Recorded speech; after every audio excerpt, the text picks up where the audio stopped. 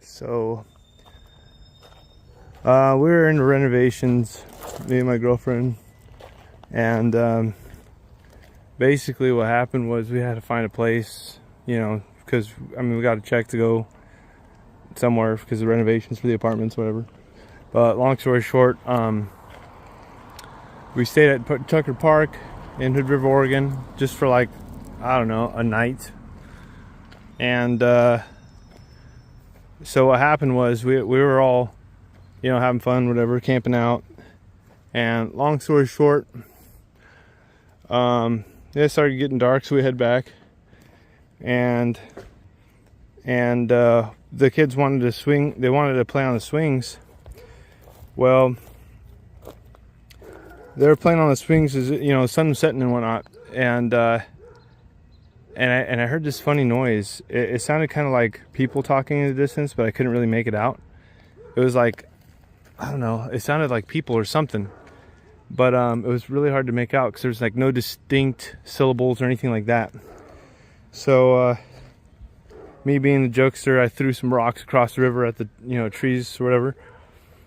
And then it was really strange because I could swear that it was like slowly getting louder.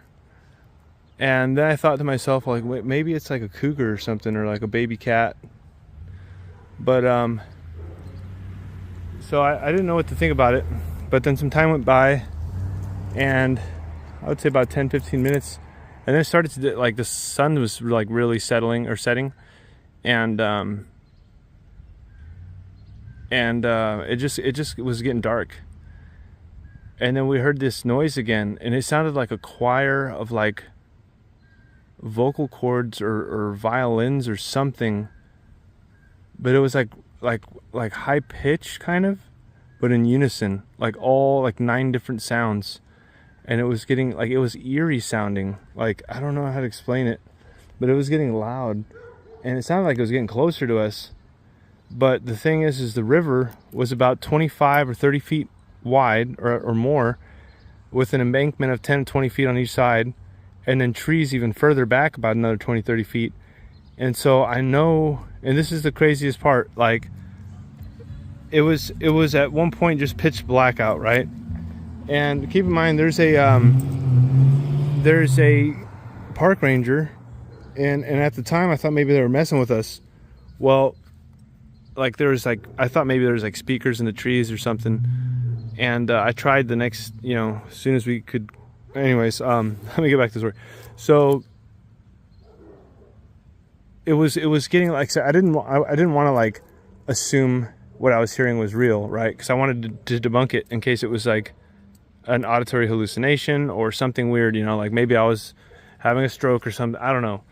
But then the kids, they looked all scared, like startled, and they came to me. They're like, they turned to me and they said, do you guys hear that? Like, what is that sound? And the oldest is like, making fun of it.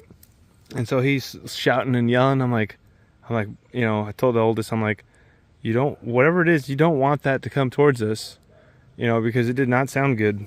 And sure as heck, because he's been screaming and throwing stuff and yelling really loud that I don't know what he was saying.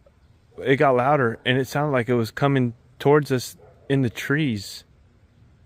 Like, I don't even understand how that was possible, but it just petrified them. It was like so frightening that like you could tell that it was something not natural, and it sounded like it was coming directly over the top of us, almost through the trees.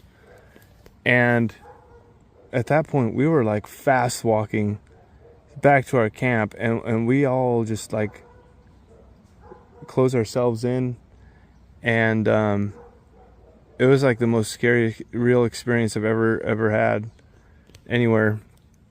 But yeah, we could still hear it in the distance, like it kind of went away.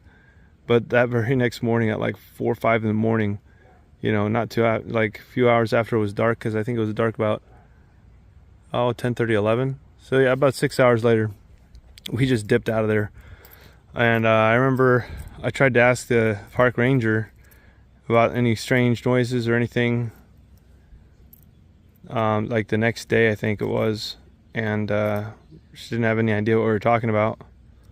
There was only 2 other cars there at the time, so it was really hard to figure out. Like, I mean, there's a lot of people who've tried to ask me to go back, but once you experience something like that, it's not something you want to go back to. You know what I mean? I feel like if it was a warning of some kind, like, you don't want to disrespect that. You know what I mean? It would be silly to put yourself in danger for whatever reason.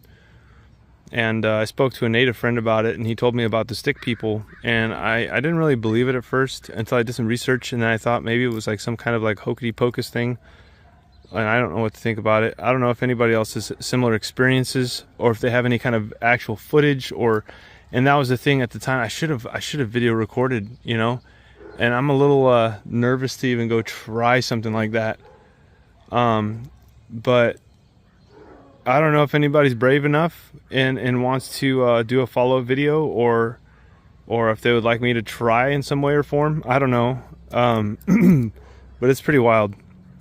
Anyways, that's my experience with this park place, and from what the natives have been saying for a long time, since the beginning of time, I guess, about stick people. And it just was getting dark. Long story short, we went to a place called Tucker Park in Hood River, Oregon. We couldn't describe to you very well. I mean, there's multiple accounts of witnesses of our experience there, but my mom recently just found this, and it was kind of interesting. In the Hood River Valley, the Stick Indians are imagined lurking in the cedar woods, using eerie whistles to confuse hikers. They're described as malevolent forest spirits and are often linked to the Upper Cowlitz, or Stick Indians who once roamed the rivers east of the Cascades. Alexa, why is that so? They're seen as malevolent because tribal legends say they punish anyone who disrespects the forest, using fear, confusion, or even hypnotic powers to protect their woods. Alexa, how long has this been going on in Hood River, Tucker Park? The Stick Indians' legends have been woven into Northwest Native folklore for centuries, handed down since time immemorial.